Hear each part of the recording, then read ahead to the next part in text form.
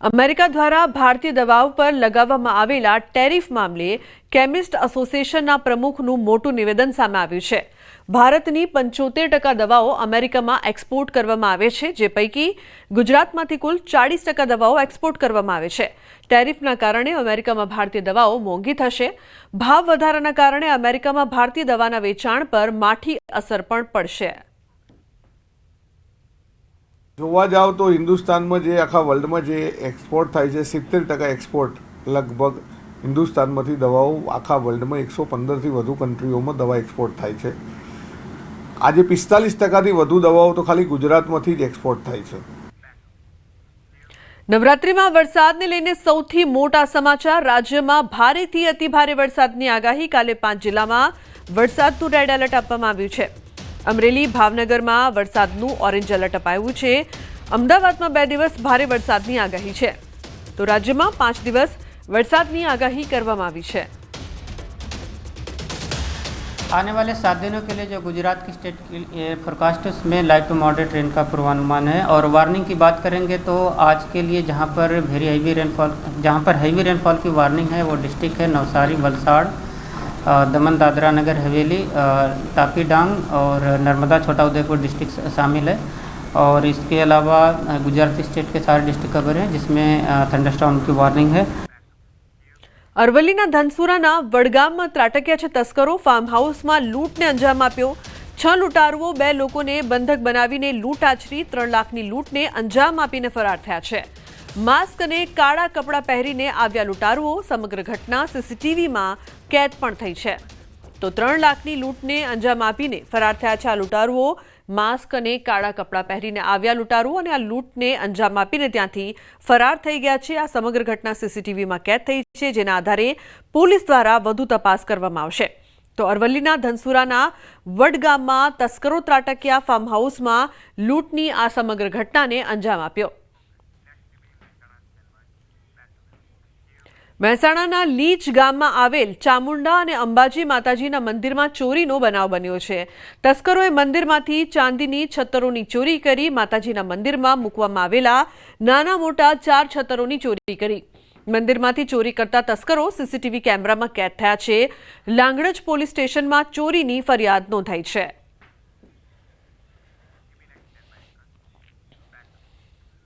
છોટાઉદેપુરમાં ફરી પ્રસૂતાને જોડીમાં લઈ જવાઈ। ક્વાંટના આંબા ડુંગર માનકુલા ફળિયાના આ દ્રશ્યો છે। 5 કિલોમીટર સુધી પ્રસૂતાને જોડીમાં લઈ જવાઈ।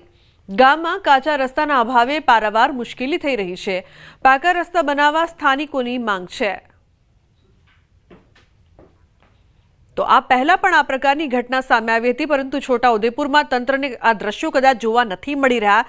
છોટાઉદેપુરમાં પાકા રસ્તાની જે સમસ્યા છે તેનો નિકાલ લાવવામાં તંત્ર સતત નિષ્ફળ જોવા મળી રહ્યો છે। ક્વાંટના આંબા ડુંગર માનકુલા ફળિયાના આ દ્રશ્યો છે કે જ્યાં 5 કિલોમીટર સુધી પ્રસૂતાને જોડીમાં લઈ જવાય। આ પહેલા પણ અનેક ઘટના સામે આવી હતી, જે ગુજરાતના છોટાઉદેપુરના વિકાસને લઈને અનેક સવાલો ઊભા કરી રહી છે। બનાસકાંઠાના સરહદી વિસ્તારના ગામડામાં આજે પણ વરસાદી પાણી ભરાયેલા છે। ઉચપા ગામે નનામી પાણીમાંથી કાઢવાનો વારો આવ્યો છે। ઘૂંટણસમા પાણીમાંથી ગામના વૃદ્ધની અંતિમ યાત્રા કાઢવામાં આવી। સ્મશાન ભૂમિ સુધી જવા માટે લોકો મજબૂર બન્યા છે। વાવ સુઈ ગામના અનેક ગામડાઓમાં 15 દિવસ બાદ પણ જળબંબાકારની સ્થિતિ છે। તંત્ર અને આગેવાનો અનેક દાવા છતાં ઘૂંટણસમા પાણી યથાવત છે। વલસાડમાં એપીએમસીમાં 2 વેપારીઓ વચ્ચે બબાલની ઘટના બની છે। એક વેપારીએ બીજા વેપારી પર હુમલો કર્યો। ટેમ્પો પાર્કિંગ કરવા બાબતે થઈ માથાકૂટ। ઉગ્ર બોલાચાલી બાદ વેપારીને માર મરાયો। ઇજાગ્રસ્તને સારવાર માટે હોસ્પિટલમાં ખસેડાયો છે, તો વેપારીએ આરોપી સામે નોંધાવી છે ફરિયાદ। તે અરુણભાઈએ સીધી મને મારવાનું ચાલુ કર્યું। માર્યો મને, પછી દુકાનમાં પાછળ ગયા પોતે, અને દુકાનમાં લાકડો લઈને મને મારવા આવ્યો। અને મારી પાછળ દોડ્યા, પણ હું સ્કૂટર લઈને હું નીકળી ગયો। પણ બધું સીસીટીવીમાં આવી ગયું છે। અને આવી રીતે ખુલ્લેઆમ દાદાગીરી આ લોકોની જ્યારે જોઈ ત્યારે મને ધમકી અવારનવાર મળતી હતી। આગળ પણ એ લોકોએ અમારે એપીએમસીની ઓફિસમાં મને ધમકી આપેલી હતી। એ છે ભરૂચના માંડવા ટોલ પ્લાઝાના ટોલ કર્મીઓ દ્વારા ટ્રેલર ચાલકને મારવામાં આવ્યો હોવાનો વિડીયો સોશિયલ મીડિયામાં વાયરલ થઈ રહ્યો છે. વિડીયો અનુસાર ટોલ પ્લાઝાના સ્ટાફ અને ટ્રેલર ચાલક વચ્ચે બોલાચાલી બાદ મામલો મારામારી સુધી પહોંચી ગયો. આ દરમિયાન અન્ય એક ટ્રક ચાલકે ઘટનાનો વિડીયો ઉતારીને સોશિયલ મીડિયા પર મૂકી દીધો, જે ઝડપથી વાયરલ થઈ રહ્યો છે. વિડીયો ભરૂચ ટોલ પ્લાઝા નામે ફેલાતા લોકોમાં ચકચાર મચી ગઈ છે. પોલીસ દ્વારા તપાસ શરૂ કરવામાં આવી છે. તાજેતરમાં જ માંડવા ટોલ પ્લાઝા પર ટ્રક ચાલકને ટોલ કર્મીઓ દ્વારા મારવામાં આવ્યો હોવાનો પણ બનાવ સામે આવ્યો હતો. તો મારામારીનો વિડીયો સોશિયલ મીડિયામાં વાયરલ. ભાવિન જોડાયા છે ફોન લાઈન પર વધુ માહિતી આપવા માટે. ભાવિન, શું છે સમગ્ર ઘટના? શું વધુ માહિતી, શું વધુ અપડેટ? સવારના રોજ ભરૂચના નર્મદા બ્રિજ ટોલ પ્લાઝાનો આ વિડીયો વાયરલ થયો છે. ટોલ નાકા પર કર્મચારીઓને ટ્રેલર ચાલક જે હતો તેને રોકવામાં આવ્યો હતો, પરંતુ એ રોકાયો ન હતો. તો 2 થી 3 કર્મચારીઓ ત્યાં ટોલ નાકાના ભેગા થઈ અને એને ત્યાંથી ઉતારતા હતા ડ્રાઈવર સીટ પરથી અને એને ગાડી ઊભી રાખતા હતા. એવો વિડીયો વાયરલ થયો છે. બીજા જે ટ્રક ચાલક હતા તે એમને મારતા હતા, તે વખતે આ વિડીયો લઈ લીધો હતો. અગાઉ પણ જે કર્મચારીઓ છે તે આ રીતે ગેરવર્તન કરતા હતા ટ્રક ચાલકો સાથે, એની પણ ફરિયાદ નોંધવામાં આવેલી હતી. જી બિલકુલ ભાવિન, આભાર સમગ્ર માહિતી બદલ. તો ભરૂચના માંડવા ટોલ પ્લાઝાના ટોલ કર્મીઓ દ્વારા ટ્રેલર ચાલકને મારવામાં આવ્યો હોવાનો વિડીયો સોશિયલ મીડિયામાં વાયરલ થઈ રહ્યો છે. વિડીયો અનુસાર ટોલ પ્લાઝાના સ્ટાફ અને સમાચાર બોટાદથી બરવાડામાં યુવાનનો આપઘાત. યુવાને ઝેરી દવા ગટગટાવીને મોતને વહાલું કર્યું. યુવાને ઝેરી દવા પી લેતા સારવાર માટે તેને ખસેડાયો છે. હોસ્પિટલમાં સારવાર દરમિયાન યુવાનનું મોત થયું છે. તો યુવાનના આપઘાતનું કારણ અકબંધ છે. પોલીસે ઘટના સ્થળે પહોંચીને વધુ તપાસ હાથ ધરી છે.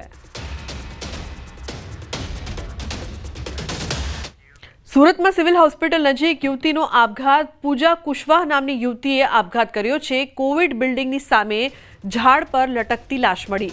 ડિલિવરીને લઈને યુવતી હોસ્પિટલ આવી હતી. યુવતી ગુમ થતા પરિવારે તેની શોધખોળ કરી હતી. તો યુવતીએ કેમ આપઘાત કર્યો તે અંગે પોલીસ દ્વારા વધુ તપાસ કરવામાં આવશે. જે પ્રકારથી આ સમગ્ર ઘટના સામે આવતા ચકચાર મચી છે, કારણ કે યુવતી ડિલિવરી માટે આવી હતી અને તે બાદ હોસ્પિટલમાંથી તે ગુમ થઈ હતી. પરિવારે શોધખોળ કરી અને તેની લાશ મળી આવી. જામનગરમાં વિદ્યાર્થીએ આપઘાત કરતા ચકચાર મચી છે. એમપી શાહ મેડિકલ કોલેજના વિદ્યાર્થીનો આપઘાત. કોલેજના ક્વાર્ટરમાં ગળે ફાંસો ખાઈને જીવન ટૂંકાવ્યું. તો એમબીબીએસના પ્રથમ વર્ષમાં નાપાસ થતા વિદ્યાર્થીએ આપઘાત કર્યાનું અનુમાન છે. પોલીસે વિદ્યાર્થીના મૃતદેહને પોસ્ટમોર્ટમ માટે ખસેડ્યો છે. પોલીસે વિદ્યાર્થીના આપઘાત પાછળનું કારણ જાણવા માટે તપાસ પણ શરૂ કરી છે. જૂનાગઢ શહેરનું જૂના નાગરવાડા વિસ્તાર કે ત્યાં અલગ અલગ મકાનની અંદર જુદા જુદા 9 માતાજી બિરાજમાન છે. અહીં નાગર સમાજના લોકો વસવાટ કરતા હતા. આ વિસ્તારની અંદર 1-2 નહીં, પરંતુ જુદા જુદા 9 માતાજી અલગ અલગ મકાનની અંદર બિરાજમાન છે. જૂના નાગરવાડાના શક્તિ રૂપે બિરાજતા માતાજીના 9 મંદિર આવેલા છે. અલગ અલગ સ્થાનની વાત કરીએ તો માંગનાથ મંદિરમાં આવેલા હીરાગીરી માતાજીનું મઢ, જૂના નાગરવાડા વિસ્તારમાં આવેલ દેડકીના વાઘેશ્વરી માતાજી, અંબાજી માતાજી, આનંદેશ્વરી માતાજી, દુર્ગાદેવી માતાજી, ઓસમ માતાજી બિરાજે છે અને તેની લોકવાયકાઓ પણ છે. અહીં હીરાગીરી માતાજીનો મઢ આવેલો છે, જે મંદિર વર્ષમાં ફક્ત નવરાત્રિના સમયે ખોલવામાં આવે છે.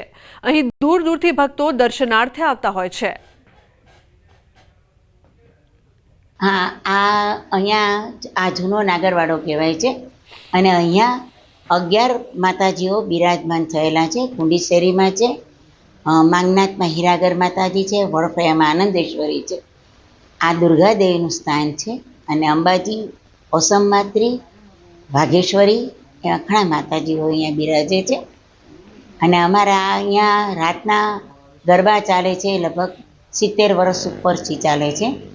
અમારે ત્યાં આ સેવા પૂજા અમારા દાદાના પણ પિતાજીના વખતથી છે, એટલે લગભગ 4થી પેઢીથી અમે આ પૂજા ચાલુ છે અમારે ત્યાં. અને આ મંદિરનો ઇતિહાસ જોઈએ તો મંદિર એની અંદર જે આરસ છે એને 150 વર્ષ ઉપર થઈ ગયા છે. અને એટલે મંદિર છે એ પૌરાણિક 200 વર્ષ ઉપરનું આ મંદિર છે.